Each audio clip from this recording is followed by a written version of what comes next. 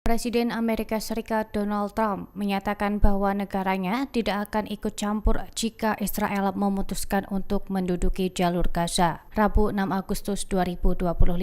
Ia menekankan bahwa kebijakan tersebut merupakan urusan internal Israel. Trump menyampaikan bahwa fokus utama Amerika Serikat saat ini adalah menyalurkan bantuan kemanusiaan ke rakyat Palestina. Dalam pernyataannya, ia menyebut Amerika telah mengalokasikan dana sebesar 60 juta dolar Amerika Serikat untuk keperluan makanan dan perbekalan. Trump menambahkan bahwa distribusi bantuan tersebut akan dilakukan dengan bantuan Israel dan negara-negara Arab. Ia menyebut situasi pangan di Gaza saat ini sangat mengkhawatirkan dan perlu penanganan segera. Sementara itu, Perdana Menteri Israel Benjamin Netanyahu menggelar pertemuan keamanan tingkat tinggi terkait kemungkinan kependudukan wilayah Gaza. Pertemuan tersebut dihadiri oleh Menteri Pertahanan dan sejumlah pejabat militer.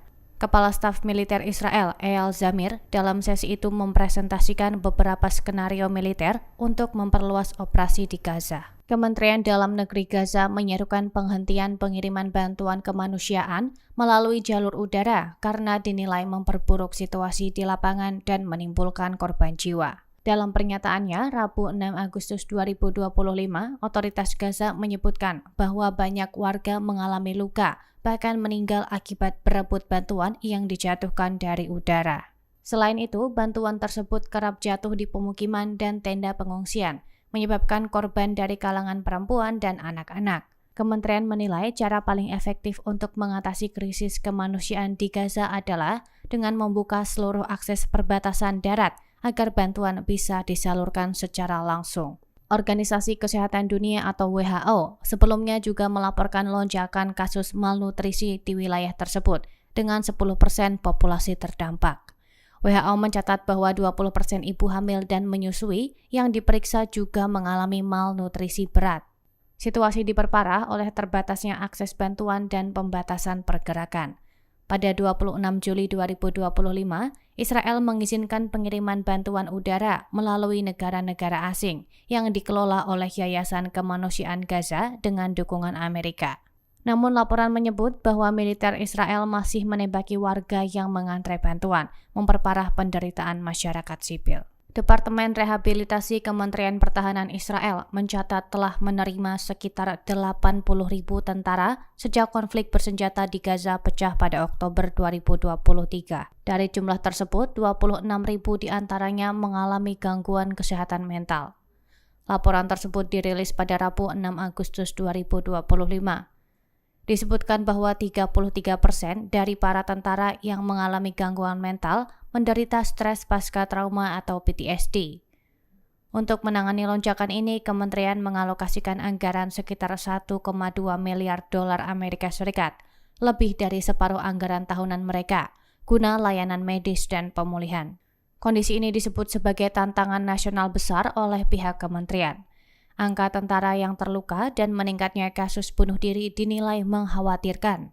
Krisis ini memicu aksi protes dari para mantan tentara di depan kantor Departemen Rehabilitasi di Petah Tikva. Mereka menuntut perawatan lebih baik dan peningkatan layanan kesehatan mental.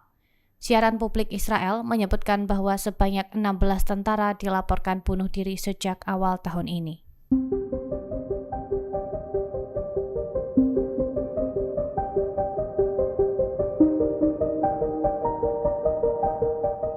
Pemerintah Indonesia menyatakan kesiapannya untuk mengevakuasi sekitar 2.000 warga Gaza ke Pulau Galang, Kepulauan Riau, demi memberikan perawatan medis pada korban agresi Israel. Presiden Prabowo memberikan arahan agar Indonesia memberi bantuan pengobatan untuk sekitar 2.000 warga Gaza yang menjadi korban perang. Hal ini disampaikan oleh Kepala Kantor Komunikasi Kepresidenan Hasan Nasbi di Jakarta pada Kamis 7 Agustus 2025. Hasan menjelaskan, pemilihan Pulau Galang didasarkan pada letaknya yang relatif terpisah dari pemukiman warga lokal dan infrastruktur yang sudah tersedia. Di sana terdapat rumah sakit dan fasilitas pendukung yang dapat dimanfaatkan untuk merawat korban luka, termasuk akomodasi bagi anggota keluarga yang mendampingi pasien. Presiden Prabowo Subianto juga telah menugaskan Kementerian Pertahanan dan Kementerian Luar Negeri untuk merancang sistem, prosedur, dan mekanisme pelaksanaan bantuan kemanusiaan ini. Rencana tersebut sejalan dengan pernyataan Prabowo sebelumnya pada April lalu, bahwa Indonesia siap mengirimkan pesawat untuk menjemput sekitar 1.000 warga Gaza dalam gelombang pertama evakuasi dengan prioritas korban luka, anak-anak yatim piatu, dan mereka yang mengalami trauma berat akibat perang. Download Tribun X sekarang, menghadirkan lokal menjadi Indonesia.